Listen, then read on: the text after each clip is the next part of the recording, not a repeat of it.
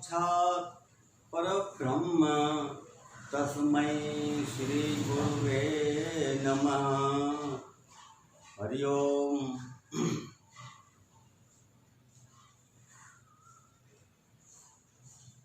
पिछली बार आपको बताया गया ब्रह्म, जीव और माया। नटशेल में आप समझ लें, इन तीन के अलावा कुछ भी नहीं है। जो आप देख रहे हैं, सुन रहे हैं, समझ रहे हैं, ये सब कुछ इन तीन के ही अंतर्गत है। तुलसी बाबा की एक चौपाई है रामचरितमानस में, गो गो चर जहाँ लगे मन जाई, तहाँ सब माया जानहु भाई। जहाँ तक आप कल्पना कर सकते हैं, आपका टेलीस्कोप पहुंच गया 120 करोड़ प्रकाश वर्ष। सूर्य से पृथ्वी तक आने में प्रकाश को 8 मिनट लगते हैं केवल।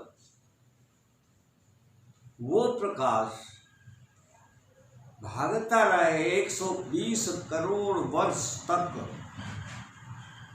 तब वहां पहुंचेगा। तो इस ब्रह्मांड की विशालता, इस विश्व की विशालता, इस अंतरिक्ष की विशालता,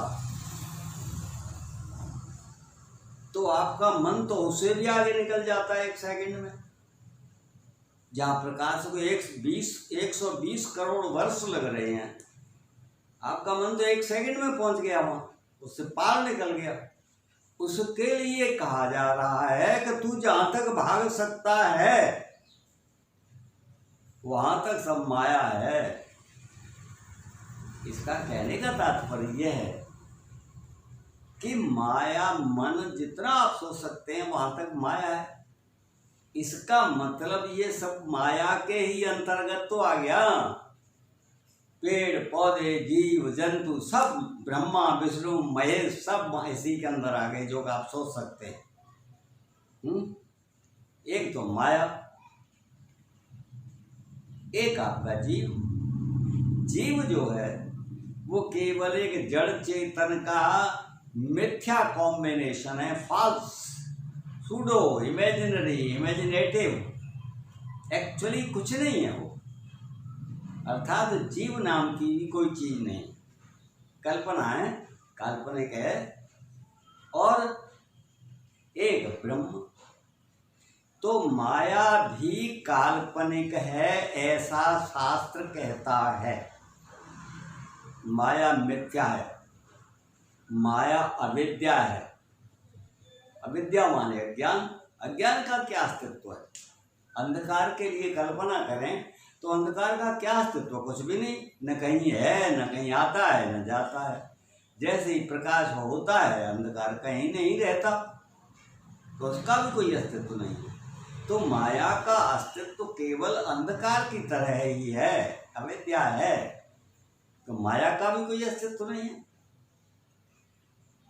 वशिष्ठ जी राम से कह रहे, राम ये जगत न कभी उत्पन्न हुआ, न है, न होगा।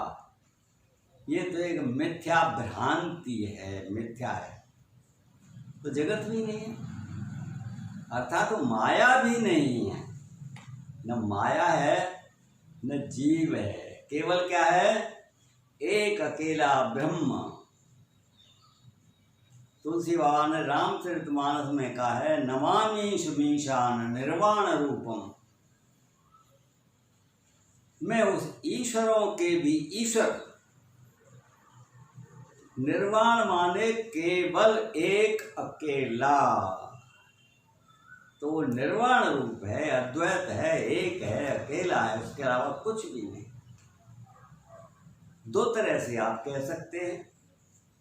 या तो ये कह सकते हैं कि ये सब कुछ ब्रह्म परमात्मा है, या ये कह सकते हैं कि परमात्मा के सिवाय न कोई है न कुछ है। एक अद्वैत परमात्मा। लोग अपने अपने तरीके से कल्पना करते हैं, सिद्धांत हैं, लोग दुनिया भर के वाद हैं, कहीं द्वैतवाद है, कहीं अद्वैतवाद है, कहीं ज्ञान योग है, कहीं भक्ति योग है, दुनिया भर के झंझट फैला है। अब तो तुम्हारे अमिताभ बच्चन को महानायक लिख रहे हैं लोग। कल पूरे मीडिया पे दिन भर महानायक ही आते रहे हैं। उन महानायक ने कुछ किया सिवाय नाच कूद के? बता दो मुझे। या तो बंदूकबाजी की या नाच कूद किया किसी नायिका के साथ, इसके अलावा कुछ किया हो तो बताओ। महानायक थे हमारे राम, हमारे कृष्ण, महाकाव्य था महाभारत है, अभिज्ञान शाकुंतलम है, तो ये महानायक थे। अब तुम अमिताभ बच्चन को महानायक कह रहे हो, तो राम और कृष्ण से उनकी क्या तुलना हो सकती है कि नहीं? पागलपन। और हजारों लोग दीवाने, कोई चौधरी नाच कूद करती है, उसके जाने कितने दीवाने करोड़ों। नहीं, ये पागलपन क्या है बताओ? है तो कहने का था केवल यहाँ ये है कि लोग अज्ञान में डूबे हुए हैं। समझ, मैं भी जानता हूँ, मैं जो समझा रहा हूँ उसका समझना बहुत मुश्किल है।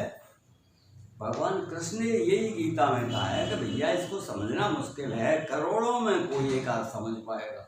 वो तो उन्होंने 5,000 साल पहले कहा था। अब 5,000 साल पहले तो अज्ञान बढ़ते बढ़ते इतना बढ़ गया है कि अब सब अज्ञान में डूबे हुए हैं। तो ये समझाना तो मुश्किल है थोड़ा सा। मेरे वीडियो को 10-20-25 लोग देखते होंगे, सो मुश्किल से कोई समझ में उनके आता है कि नहीं आता है, या ये मैं नहीं जानता, ये तो समझने वाले जाने। और नाच कूद के लिए दीवाने तो करोड़ों अरबों हैं। मुश्किल है भाई मेरी बात का समझ में आना लोगों के। पर चलो ठीक है, कोई बात नहीं, मेरा काम समझाना है, मैं समझा रहा हूँ। वो तो एक गिलहरी की तरह प्रयास समझो। गिलहरी की कहानी सुनिए, वाल्मीकि रामायण में है, ऐसे नहीं है। इसमें क्या है मालूम है? जब राम समुद्र बना रहे थे उस समय पत्थर ले लेके, पहाड़ ले लेके लोग आ रहे थे, बंदर भालू, और समुद्र को पाट रहे थे। उस दौरान एक गिलहरी छोटी सी वो जाती थी समुद्र में, अपनी पूंछ को भिगोती थी, और भिगोने के बाद वो रेत में आके लेटती थी, और उस पर रेत के कण चिपक जाते थे। उन कणों को ले जाके समुद्र में डालती थी। उसका क्या सोचता कि मैं इन समुद्र बनाने, जो पुल बना रहे हैं, उनकी सहायता कर रही हूँ। अब उसकी तारीफ तो आज भी हो रही है। कहने का तात्पर्य है, मेरा भी प्रयास आप यही मानोगा तो इस संसार में गिलहरी की तरह से है। परंतु भाई गिलहरी का प्रयास तो था ही। बंद कर दे। नहीं बना, इतना तो बोला बना। प्रयास तो मैं करूँगा, कर रहा हूँ। अब कितने लोग समझते हैं, कितने फॉलो करते हैं, ये तो वो जाना। 3 ही बात मुख्य बताएं, माया, जीव और ब्रह्म। न माया है न जीव है, केवल ब्रह्म है। और अब एक बात और समझ लो जो मैं बताने जा रहा हूँ, हो सकता है तुम्हारी समझ में नहीं आए। वही ब्रह्म तुम स्वयं हो, बस इतना सा ही तो समझना है आपको। जब धीरे धीरे एक चीज समझ लो आप, धीरे धीरे डेली ये अभ्यास करिए। 2 ही महावाक्य हैं, उन पर ध्यान दो। वेद का महावाक्य है तत्त्वम् असि, तू वह है। तू माने तू, हम कह रहे हैं जीवात्मा है। वह माने परमात्मा, जो एक केवल एक अकेला है, दूसरा कोई है ही नहीं। तो तू वह है। दूसरा वेद कह रहा है अहम ब्रह्मास्मि, अहम माने मैं, जिसको वेद तू कह रहा था वही दूसरा वेदों से मैं कह रहा है। वह एक वेद कह रहा था वह, और एक वेद कह रहा है ब्रह्म। तो ब्रह्म और वह एक ही बात है। तू और त्वम नहीं, तू और अहम ये दोनों एक ही बात है। एक वेद कह रहा है असि और एक कह रहा है अस्मि। तू वह है, अहम ब्रह्म अस्मि, दोनों ही बातें एक है।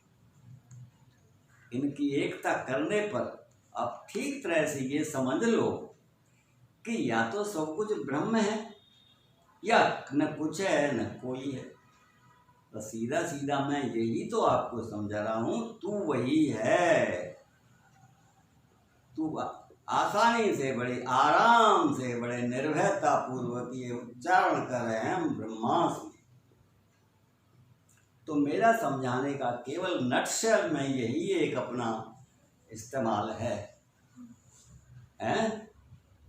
बढ़िया आपको लगा हो तो पसंद करो इसको और उसका पालन करो, ध्यान दो उसको।